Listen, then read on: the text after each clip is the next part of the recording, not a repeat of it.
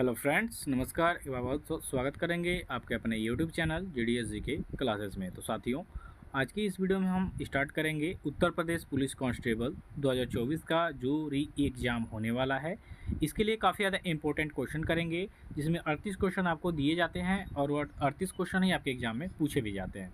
तो इतने क्वेश्चनों को कवर करेंगे। इसमें आपको उत्तर प्रदेश GK से संबंधित करंट अफेयर के साथ साथ जियोग्राफी, इकोनॉमी, पॉलिटी, ठीक है, साइंस रिलेटेड सभी क्वेश्चन देखने को मिलेंगे। साथ साथ प्रीवियस ईयर के क्वेश्चन भी मिलेंगे। तो वीडियो अच्छी लगी तो आज कम से कम 30 टारगेट किया गया, 30 लाइक का। 30 लाइक कर दीजिएगा साथियों, इतना कर सकते हैं आप लोग। ओनली 30 लाइक करना है आपको इस वीडियो पे, ठीक है। चलिए स्टार्ट करेंगे पहले क्वेश्चन से। देखिए पहला क्वेश्चन आपके सामने ये रहा, निम्नलिखित जनपदों में से कौन सर्वाधिक वनाच्छादित है, यानी सर्वाधिक वनों के क्षेत्रफल में है ये। तो सर्वाधिक वनाच्छादित उत्तर प्रदेश का जनपद कौन है, तो ये आपका हो जाएगा सोनभद्र। ऑप्शन नंबर सी इस क्वेश्चन का राइट आंसर होगा सोनभद्र, ठीक है। सोनभद्र जिनको भी आ रहा है क्वेश्चन, काफ़ी समझ लीजिए कि बढ़िया तगड़ी तैयारी है आपकी, और नहीं आ रहा है तो जान लीजिए सोनभद्र इसका राइट आंसर हो जाएगा। नेक्स्ट क्वेश्चन देखेंगे। चंद्रप्रभा वन्यजीव अभयारण्य उत्तर प्रदेश के किस जिले में स्थित है। तो साथियों, यहाँ पे बात हुई है चंद्रप्रभा वन्यजीव अभयारण्य की, तो ये आपके चंदौली जिले में उत्तर प्रदेश के स्थित है। तो ऑप्शन नंबर ए इस क्वेश्चन का राइट आंसर हो जाएगा कि चंद्रप्रभा वन्यजीव अभयारण्य उत्तर प्रदेश के चंदौली जिले में स्थित है, ठीक है साथियों। चलिए अगला क्वेश्चन देखेंगे कि सरसई झील उत्तर प्रदेश के किस जिले में स्थित है। अब देखिए झीलों से भी क्वेश्चन आप देख लीजिए, काफ़ी ज़्यादा इंपॉर्टेंट है। तो सरसई झील की बात करेंगे तो ये आपके इटावा जिले में स्थित है। ऑप्शन नंबर बी इस क्वेश्चन का राइट आंसर होगा कि सरसई झील आपके इटावा जिले में स्थित है उत्तर प्रदेश के। चलिए साथियों नेक्स्ट क्वेश्चन देखेंगे कि उत्तर प्रदेश का कौन सा जनपद दशहरी आम का सर्वाधिक उत्पादक है। दशहरी आम यहाँ पे बात करेंगे। दशहरी आम ने देखिए आमों के उत्पादन में सर्वाधिक जो स्टेट है आपका उत्तर प्रदेश ही है, और इसमें से एक आम की प्रजाति जिसका नाम दशहरी है, इसका सर्वाधिक उत्पादक जिला आपका हो जाएगा इनमें से जो लखनऊ है आपके उत्तर प्रदेश की राजधानी, ये दशहरी आम का सर्वाधिक उत्पादक जिला है। अगला क्वेश्चन देखिए, उत्तर प्रदेश के प्रमुख वाणिज्यिक उपज है। वाणिज्यिक यानी बेचने के हिसाब से उपज कौन सी है, सीधा सीधा समझिए। तो गन्ना, नगदी फसल की बात करेंगे। गन्ना नगदी फसल में आता है क्योंकि सीधा इसको बेचिए और पैसा लीजिए, है कि नहीं। तो ये नगदी फसल है। तो वाणिज्यिक उपज है उत्तर प्रदेश का प्रमुख गन्ना। गन्ने के उत्पादन में उत्तर प्रदेश का स्थान पहले स्थान पे है, ठीक है, याद रखिएगा। भारत का शक्कर का कटोरा आपके उत्तर प्रदेश को ही कहा जाता है, इतना भी याद रखिएगा, पूछ सकता है क्वेश्चन में। अगला क्वेश्चन, उत्तर प्रदेश सरकार अगले 5 वर्षों में 75 जिलों में कितनी इलेक्ट्रिक बस शुरू करने की योजना बना रहा है। अब देखिए करंट से क्वेश्चन है, काफ़ी ज़्यादा इंपॉर्टेंट होगा। तो उत्तर प्रदेश सरकार 5 वर्षों में 75, जानते ही हैं 75 जिले हैं आपके उत्तर प्रदेश में, इनमें कितना इलेक्ट्रिक बस शुरू करने की योजना बना रहा है। तो 50,000, ठीक है, 50,000 इलेक्ट्रिक बसें आपके 5 वर्षों में, अगले 5 वर्षों में ये शुरू चलने लगेंगी, क्योंकि अब ये डीजल पेट्रोल वाला धीरे धीरे बंद करना है, क्योंकि वायु प्रदूषण ज़्यादा हो गया है। अगला क्वेश्चन है कि हाल ही में NTPC ग्रीन एनर्जी ने उत्तर प्रदेश के किस जिले में 14 मेगावाट की 100 इकाई को वाणिज्य की ओर से रुपये चालू कर दिया, ठीक है। तो वाणिज्य रूप से चालू कर दिया गया 14 जिलों में 100 मेगावाट की NTPC द्वारा, ठीक है। तो ये हो जाएगा आपका अयोध्या, ऑप्शन नंबर बी। चलिए अगला क्वेश्चन देखिए, कुमार संभव महाकाव्य किस कवि ने लिखा था। तो कुमार संभव जो नाटक है ये आपके कालिदास के द्वारा लिखा हुआ या रचित है, ठीक है। देखिए कालिदास जो थे ये संस्कृत में सभी नाटक काव्य लिखते थे, ठीक है। तो याद रखिएगा कुमार संभवम ये आपका महाकाव्य है आपके कालिदास का, ऑप्शन नंबर ए हो जाएगा। अगला क्वेश्चन देखिए, हर्षवर्धन अपनी धार्मिक सभा कहाँ किया करता था। तो हर्षवर्धन की बात करेंगे यहाँ पे। तो हर्षवर्धन जो था ये वर्धन वंश के राजा से संबंधित है, और जो हर्षवर्धन था ये अपनी धार्मिक सभा करता था प्रयाग में। कहाँ पे, प्रयाग में। देखिए भारत में जो कुंभ मेला लगता है, कुंभ मेला को स्टार्ट करने का जो श्रेय है हर्षवर्धन को ही जाता है, जो प्रयाग में करता था ये। तो जब प्रयाग में अपना धार्मिक सभा करता था तो उसमें अपना सब कुछ दान कर देता था, ठीक है, वस्त्र तक अपना दान कर देता था। तो ऑप्शन नंबर डी हो जाएगा इस क्वेश्चन का राइट आंसर। अगला क्वेश्चन है, किसने सोमपुर महाविहार का निर्माण कराया था। सोमपुर महाविहार की यहाँ पे बात करेंगे। तो सोमपुर महाविहार का निर्माण करवाया था आपके धर्मपाल ने। धर्मपाल की बात करेंगे तो ये आपका पाल वंश से संबंधित राजा है, और पाल वंश का सबसे प्रतापी राजा था। तो ऑप्शन नंबर डी हो जाएगा। चलिए साथियों नेक्स्ट क्वेश्चन देखिए, मोढेरा का सूर्य मंदिर किस राज्य में स्थित है। तो मोढेरा का सूर्य मंदिर, ठीक है, मोढेरा का सूर्य मंदिर है आपके गुजरात राज्य में। ऑप्शन नंबर ए इसको सही करेंगे कि जो मोढेरा है, मोढेरा का सूर्य मंदिर ये आपके गुजरात राज्य में स्थित है। देखिए गुजरात याद रखिएगा, सूर्य मंदिर, कोणार्क का सूर्य मंदिर आपका उड़ीसा में है, ये भी याद रखिएगा, ठीक है। तो ये 2 सूर्य मंदिर हैं और पूछता बहुत ज़्यादा है, तो इसलिए इसको काफ़ी ध्यान से इसको लेके चलेंगे, नहीं तो गड़बड़ा जाएगा। क्या पूछ रहा है इसमें, ये पूछ रहा है कि मोढेरा का सूर्य मंदिर गुजरात और कोणार्क का सूर्य मंदिर आपका उड़ीसा में हो जाएगा, ठीक है।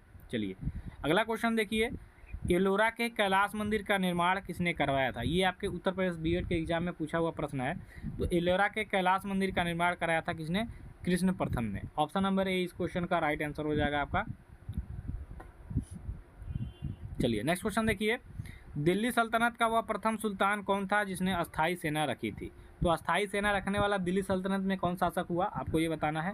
तो वो आपका अलाउद्दीन खिलजी। अलाउद्दीन खिलजी के बारे में आपने सुना होगा, बहुत सारे ऐसे काम किए थे जो सैनिकों से लेकर प्रजातंत्र के हिसाब से बहुत बढ़िया था, ठीक है। तो ये था आपके दिल्ली सल्तनत का सुल्तान अलाउद्दीन खिलजी, जिसने सबसे पहले अस्थायी सेना रखने का सुझाव या रखा था।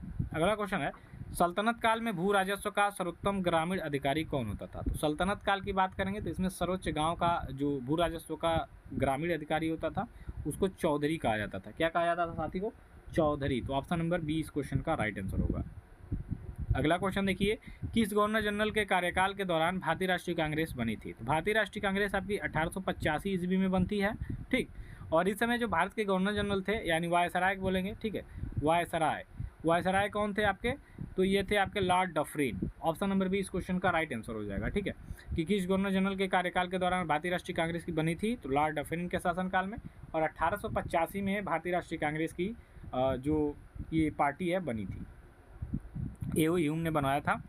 आंध्र प्रदेश एक भाषाई राज्य के रूप में कब गठित किया गया था। आंध्र प्रदेश भाषा के रूप में गठित होने वाला प्रथम राज्य है और ये 1953 में गठित हुआ था। ऑप्शन नंबर डी इस क्वेश्चन का सी सही होगा, 1953, ठीक है। 1953 में आंध्र प्रदेश भाषा के आधार पे एक राज्य बना था भारत का। ऑप्शन नंबर हो जाएगा सी। चलिए नेक्स्ट क्वेश्चन देखिए, पाकिस्तान से आकर भारत में नागरिकता प्राप्त करने संबंधी प्रावधान का वर्णन निम्नलिखित में से किस अनुच्छेद में वर्णित है। तो पाकिस्तान से आके और भारत में नागरिकता प्राप्त करने से संबंधी जो अनुच्छेद है यह आपके अनुच्छेद 6 में दिया हुआ है। तो ऑप्शन नंबर सी इस क्वेश्चन का राइट आंसर हो जाएगा आपका। चलिए अगला क्वेश्चन देखिए, भारतीय संविधान का कौन सा अनुच्छेद छुआछूत उन्मूलन से संबंधित है। ये काफ़ी ज़्यादा इंपॉर्टेंट रहेगा और इसका राइट आंसर हो जाएगा अनुच्छेद 17, यानी आर्टिकल 17 जो है इसमें छुआछूत उन्मूलन से संबंधित प्रावधान दिया गया आपके भारतीय संविधान में। अगला क्वेश्चन है यहाँ पे, एक मौलिक अधिकारों का निलंबन कौन कर सकता है। तो साथियों मौलिक अधिकार जो हमें दिए गए हैं इसका निलंबन एक ही व्यक्ति कर सकते हैं, वो आपके जो भारत के प्रथम नागरिक हैं जिनका जो राष्ट्रपति होते हैं वो आपके मौलिक अधिकारों का निलंबन कर सकते हैं। तो ऑप्शन नंबर डी हो जाएगा। चलिए अगला क्वेश्चन है कि भारत के संविधान का कौन सा अनुच्छेद भारत के नागरिकों को संवैधानिक उपचार प्रदान करता है। तो भारत के नागरिकों को संवैधानिक उपचार प्रदान करता है कौन सा अनुच्छेद, इसमें आपको बताना है। तो इसका राइट आंसर हो जाएगा आपका अनुच्छेद 32, ऑप्शन नंबर ए। अगला क्वेश्चन देखिए, राष्ट्रपति आंग्ल भारतीय समुदाय के कितने प्रतिनिधियों को लोकसभा में मनोनीत करता है। तो राष्ट्रपति जो है ये आंग्ल भारतीय समुदाय के 2 सदस्य लोकसभा में मनोनीत करते हैं और 12 सदस्य आपके राज्यसभा में। तो इसका आंसर हो जाएगा आपका विकल्प ए 2। फटाफट से क्वेश्चन करना है साथियों क्योंकि समय कम है, ठीक है। अगला क्वेश्चन है आपका कि भारत में स्वतंत्रता के बाद प्रथम आम चुनाव कब संपन्न कराए गए। तो साथियों जब भारत आज़ाद हुआ उसके 5 साल बाद यानी 1952 में, ठीक है, 1952 में प्रथम आम चुनाव हुआ था। यानी इसमें प्रत्यक्ष रूप से जनता ने सरकार बनाई थी, यानी लोगों ने चुना था अपना प्रतिनिधि अपने बीच में से 1952 में। तो ऑप्शन नंबर डी होगा इस क्वेश्चन का राइट आंसर। पंडित जवाहरलाल नेहरू भी 1952 में वास्तविक रूप से प्रधानमंत्री बने थे लोगों के द्वारा चुन के। अगला क्वेश्चन देखिए, किस जनगणना वर्ष में भारत में जनसंख्या वृद्धि ऋणात्मक हुई थी। तो देखिए जब बंगाल में भीषण अकाल पड़ा था उधर, तो उस समय जो भारत की जनसंख्या दर थी घटी थी, तो हुआ था आपका 1921 में। ऑप्शन नंबर सी इस क्वेश्चन का राइट आंसर हो जाएगा। अगला क्वेश्चन देखिए, अलेप्पी बंदरगाह किस तट पर स्थित है। तो अलेप्पी बंदरगाह की बात कर लेंगे तो ये आपके स्थित है केरल में। ऑप्शन नंबर बी कर देंगे इसका राइट आंसर। अगला क्वेश्चन, भारत का सर्वाधिक दूध उत्पादक क्षेत्र है। तो भारत का सर्वाधिक दूध उत्पादक सभी लोग जानते हैं उत्तर प्रदेश ही एकमात्र ऐसा राज्य है जहाँ पे पशुधन भी अधिक है, साथ साथ दूध का उत्पादन भी आपका पहले स्थान पे होता है, ठीक है। तो यहाँ पे आपके विकल्प में जो डी विकल्प दिया हुआ है इसका राइट आंसर हो जाएगा। अगला क्वेश्चन देखिए, अगले क्वेश्चन में है कि अंतर्राष्ट्रीय तिथि रेखा का निर्धारण किस वर्ष में किया गया था।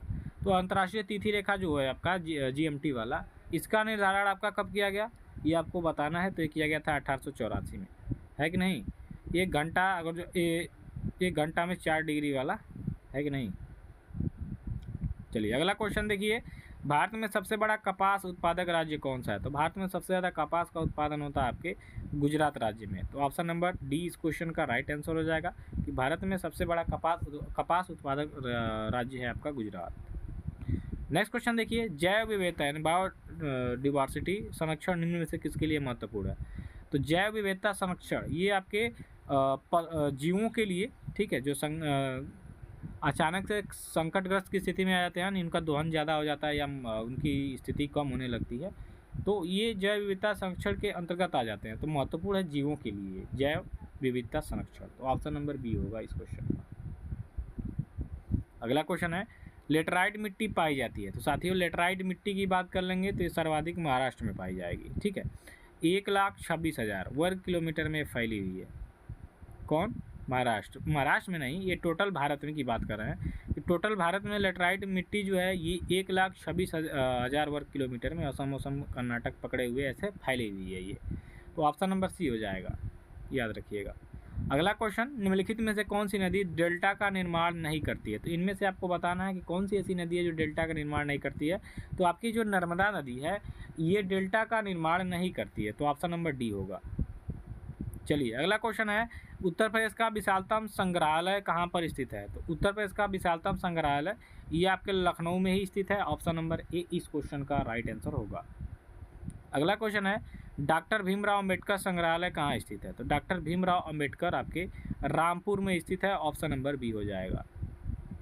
चलिए साथियों नेक्स्ट क्वेश्चन की बात कर लेंगे, इंदिरा गांधी नक्षत्रशाला कहाँ पर स्थित है। तो उत्तर प्रदेश में इंदिरा गांधी नक्षत्रशाला ये आपके कहाँ पे स्थित है आपको बताना है। तो ये आपके लखनऊ में ही स्थित है। ऑप्शन नंबर सी होगा। अगला क्वेश्चन, ग्रैमी अवार्ड्स निम्नलिखित में से किस क्षेत्र में योगदान के लिए प्रदान किए जाते हैं। तो ग्रैमी अवार्ड्स की बात करेंगे तो ये आपके संगीत के क्षेत्र में दिया जाने वाला एक बहुत ही प्रमुख आपका अवार्ड है। तो ऑप्शन नंबर डी होगा। चलिए नेक्स्ट क्वेश्चन देखिए, निम्नलिखित में से कौन सा पर्वत दर्रा भारत के उत्तराखंड राज्य में स्थित है। उत्तराखंड की बात करेंगे तो उत्तराखंड में आपका लिपुलेख दर्रा पाया जाता है। माना, नीति और लिपुलेख दर्रा आपके उत्तराखंड में पाए जाते हैं, याद रखिएगा। माना और नीति और लिपुलेख, ठीक है, ये तीनों आपके उत्तराखंड में पाए जाने वाले प्रमुख दर्रे हैं पर्वतीय। नेक्स्ट क्वेश्चन है, अंगूर की खेती को आमतौर पर क्या कहा जाता है। तो अंगूर की खेती को आमतौर पे बीटी कल्चर कहा जाता है। ऑप्शन नंबर सी हो जाएगा। अगला क्वेश्चन है कि भारत में स्वतंत्रता के बाद कितनी बार नोटबंदी हुई। तो एक बार मोदी सरकार में हो गई, एक बार और पहले भी थी, यानी टोटल 2 बार। तो ऑप्शन नंबर सी हो जाएगा। अगला क्वेश्चन हो जाएगा, निम्नलिखित में से कौन सा प्रथम कंप्यूटर वायरस है। तो कंप्यूटर वायरस में सबसे पहला क्या है आपका, तो क्रीपर, ठीक है। क्रीपर सबसे पहले ये आया था आपका प्रथम कंप्यूटर वायरस, आपका सी हो जाएगा यहाँ पे।